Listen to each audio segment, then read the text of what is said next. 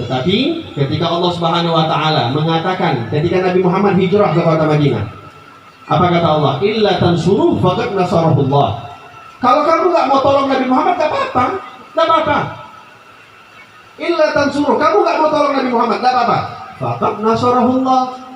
Karena Nabi Muhammad itu hakikatnya sudah ditolong oleh Allah. Buya Razak, kamu nggak mau tolong, nggak apa-apa, nggak apa-apa. Faqad nasarahullah. Buya sudah ditolong sama Allah. Lah terus kenapa para sahabat ketika ditegur sama Allah, illa tansuru, kamu nggak mau tolong Allah, nggak apa-apa, mereka tetap mau nolong Nabi Muhammad karena mereka punya aku ingin ambil andil untuk menjayakan agama ini. Aku ingin punya saham untuk menjaga Nabi kita, Nabi Muhammad. Aku ingin punya saham supaya agama kita ini tersebar. Loh, janji Allah agama kita pasti tersebar.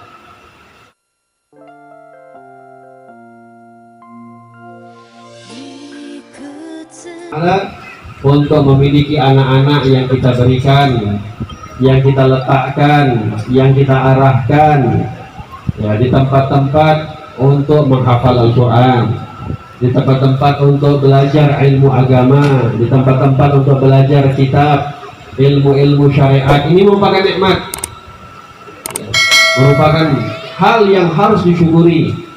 Alhamdulillah Allah masih memberikan kita jalan, ditunjukkan oleh Allah jalan, anak-anak kita bisa diselamatkan.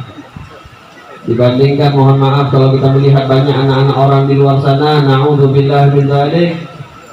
Ya, kalau dulu perbuatannya orang-orang dewasa yang kita tahu melakukan hal-hal yang buruk menjijikkan tersebut, namun sekarang Masya Allah anak umur SD sudah berbuat yang macam-macam, anak usianya masih SMP sudah berbuat yang macam-macam. Namun alhamdulillah anak kita titipkan di tempat yang benar. Anak kita titipkan di tempat yang benar. Di tempat di situ ada menghafal Al-Quran. Ini adalah rumah Darul Adib, rumahnya orang-orang yang beradab. Otomatis ya, ketika Buya Abdul Razak ya, meletakkan nama Darul Adib ini bukan hanya sekedar supaya namanya saja beradab, enggak. Kalau beliau sudah mengambil konsekuensi untuk meletakkan namanya Darul Adib, pasti yang paling pertama kali beliau pikirkan bagaimana cara-caranya santri ini jadi orang yang adib, orang yang beradab. Ini bukan sembarangan masalah adab. Dan beliau memberikan namanya langsung Darul Adib, adab ini, rumah orang-orang beradab. Berarti yang paling dipikirkan adalah bagaimana adabnya para santri-santri, adabnya anak-anak kita yang kita titipkan di sini. Yang semuanya pun tahulah, insya Allah banyak juga yang mendengar al-istilah al-adab fawqal alim, adab itu di atas ilmu ya, sering kita melihat banyak orang ilmu besar, ilmunya banyak, punya luas, mohon maaf serbannya sampai kepalanya pun mereng saking besarnya serban, jubahnya Masya Allah mahal, kemana-mana dikerumunin oleh orang, dihormati oleh orang, tapi tidak punya adab banyak. Tapi terkadang kita lebih respect, kita terkadang lebih senang dengan orang-orang yang mungkin tidak terlalu dihormati dari segi keilmuannya, tidak terlalu dipandang dari segi keilmuannya, tapi memiliki adab, akhlak yang luar biasa. Oleh sebab itu Nabi SAW itu ketika mengatakan innama bu'ithtu liutammima makarimal akhlak, aku itu diutus oleh Allah Subhanahu wa taala untuk menyempurnakan akhlak.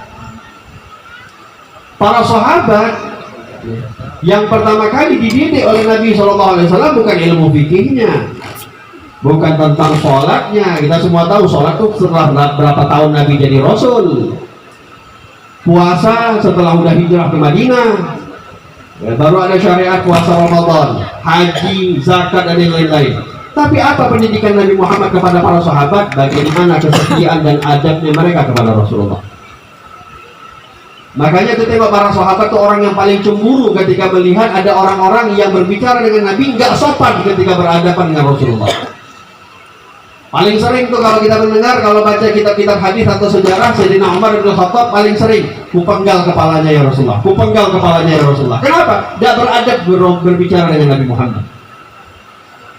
Mereka tahu bagaimana adab. Kenapa? Yang mendidik adalah Nabi Muhammad Sallallahu Alaihi Wasallam. Dan sekarang Nabi Muhammad sudah tidak ada di tengah-tengah kita, tetapi Nabi Muhammad memberikan warisan.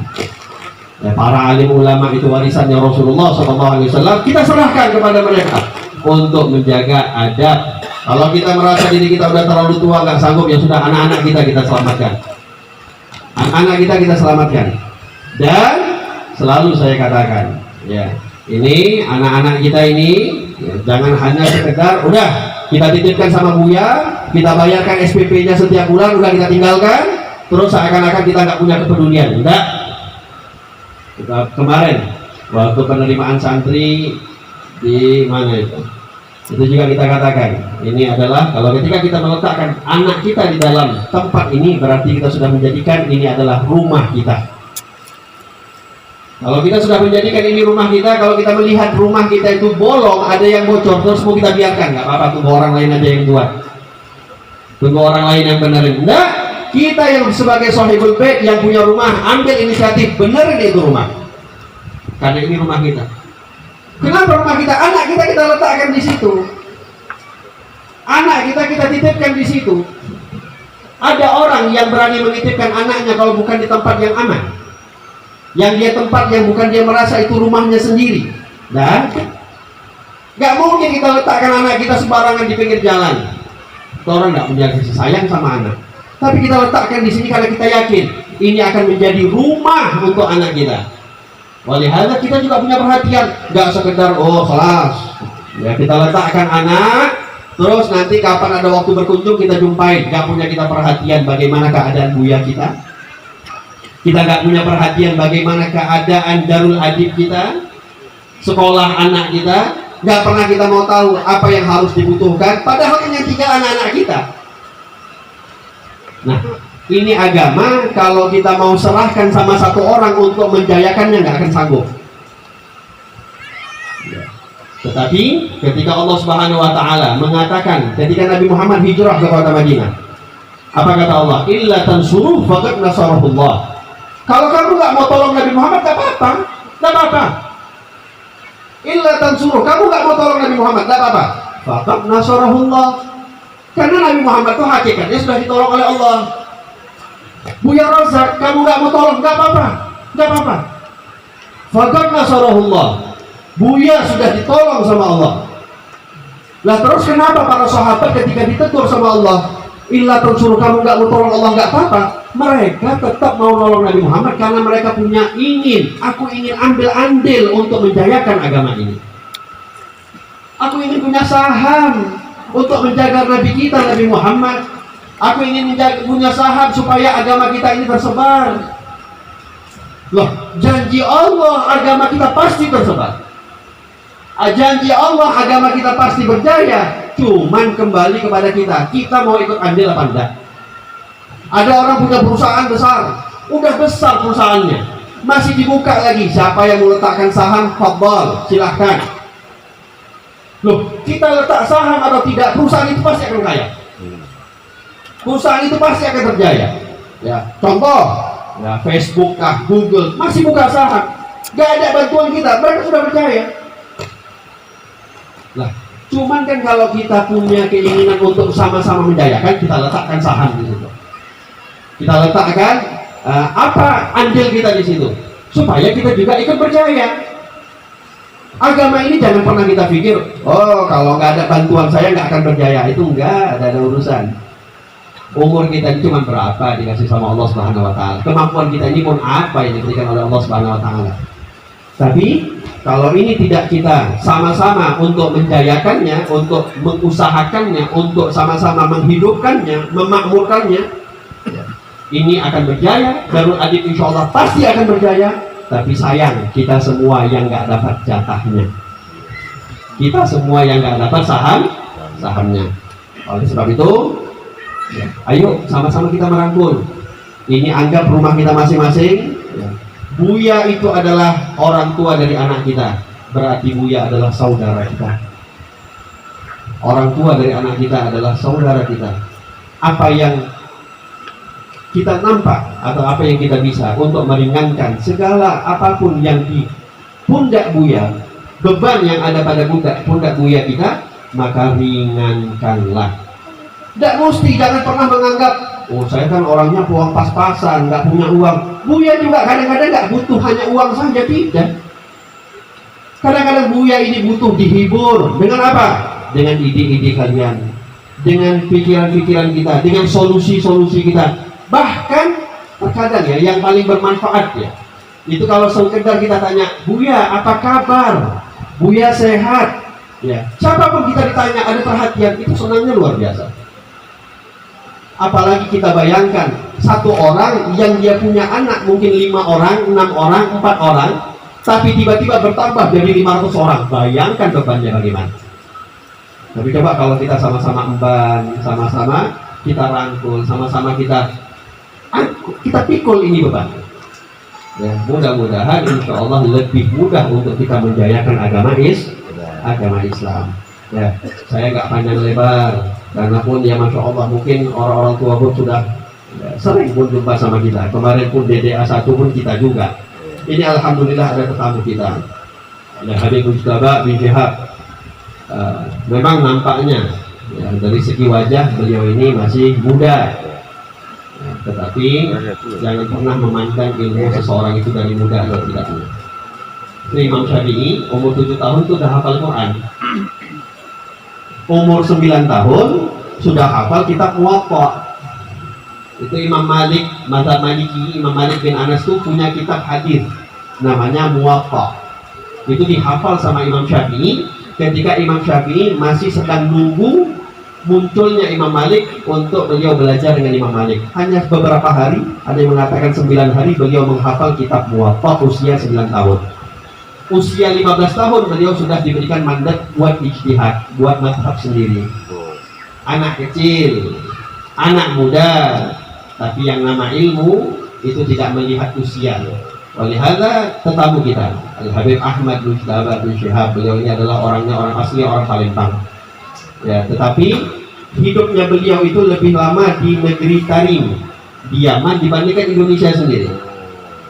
Beliau bisa dibilang lah setengah usia beliau itu habis di Tarim, ya, dibandingkan di Indonesia. Dan masya Allah, kalau dari segi internal kita ya, kita kebetulan dari Darul Mustafa di kota Tarim, itu semua alumni dari tahun siapa itu yang paling tua, misalnya Habib Mundir, Habib Jindan, sampai alumni terakhir yang beliaunya sudah di sini pasti kenal beliau. Ya. Dan beliau juga pernah diberikan mandat oleh Sayyidina Habib Umar untuk memegang penuh Darul Mustafa sebagai Rais Syu'un Ta'alimiyah. Oleh karena kalau sudah yang nunjuk Habib Umar kan bukan orang biasa berarti ya. Kalau saya yang nunjuk, ini siapa sih nunjuk orang? Tapi kalau yang nunjuknya Habib Umar, ya pada tahulah insya Allah siapa Sayyidina Habib Umar, berarti kan bukan orang biasa.